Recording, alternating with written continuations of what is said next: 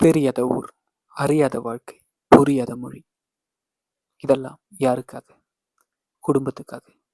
எல்லா செல்வங்களும் வந்ததுக்கப்புறம் அந்த குடும்பமே நீங்க வேண்டான்னு சொன்னா அந்த மனசுக்கு எவ்வளோ வலி இருக்கும், எவ்வளோ பாடுபடும். அது தெரியும்போது இத்தனை நாள் வாழ்ந்த வாழ்க்கை அது அர்த்தம் இல்லாமையே போயிடும். ஒருத்தன் அவனோட ஊர், சொந்தம், பந்தம், ஃப்ரெண்ட்ஸு, நல்லது, கெட்டது, மழை, வெயில், அவுட்டிங், பிடிச்ச தியேட்டர், அப்படி எல்லா பிடிச்ச விஷயங்களும் விட்டுட்டு ஒரு மனுஷன் வெளிநாட்டு வாழ்க்கையை சூஸ் பண்ணுறான்னா ஒரே ஒரு ரீசன் தான். அது அவனோட குடும்பத்துக்காக. அவன் கஷ்டப்பட்டாலும் பரவாயில்ல, அவனை சுற்றி இருக்கிறவங்க ஹாப்பியாக இருக்கணும்னு. எனக்கு ஒருத்தர் தெரியும். நான் மஸ்கட்டில் இருக்கும்போது அவர் பிளானிங் இன்ஜினியர்.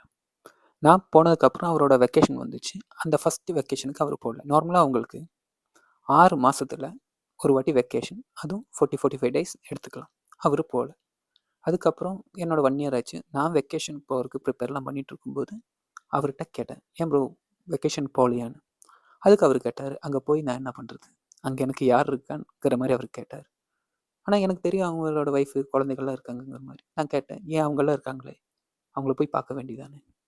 அப்போ அவர் ஒரு சோகத்தில் சொன்னார், அங்கே போனாலும் ஓகே, நீங்கள் எப்போ வந்தீங்க, நீங்கள் சாப்பிட்டீங்களா, நல்லா இருக்கீங்களா கேட்கக்கூட அவங்களுக்கு டைம் இல்லை, கேட்கவும் மாட்டாங்கங்கிற மாதிரி. ஆனால் இத்தனைக்கும் அவங்க பசங்க வந்துட்டு 2 பேரும் டாக்டர்.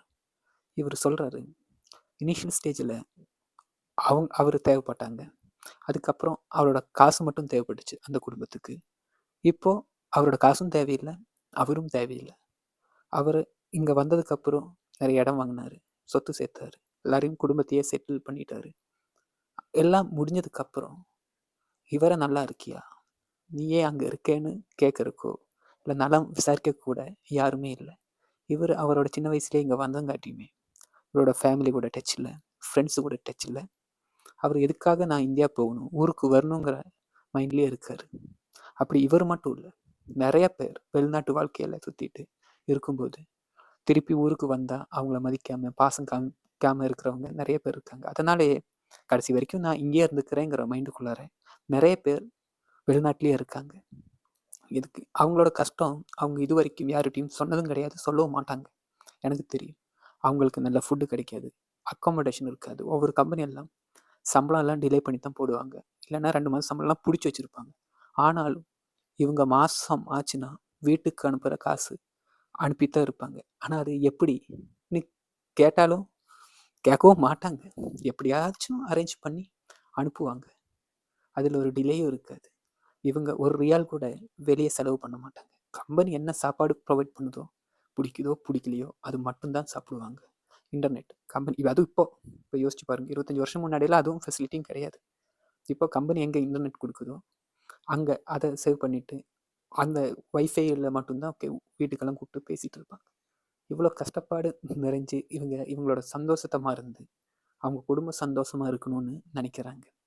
ஆனால் அவங்களோட ரிட்டையர்மெண்ட் லைஃப்பையோ இல்லை கொஞ்சம் ஏஜ் ஆனதுக்கப்புறமோ இவங்களோட உழைப்புகள் இந்த ஸ்வெட்டர்லாம் எடுத்துக்கிட்டு இவங்கள திரும்பி பார்க்காம இருக்கிறவங்க நிறைய பேர் இருக்காங்க.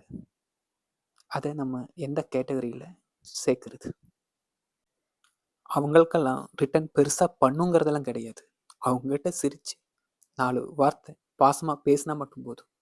அதுக்கு கூட ஆள் இல்லாத நிறைய பேர் இந்த சொசைட்டியில் இருக்காங்க.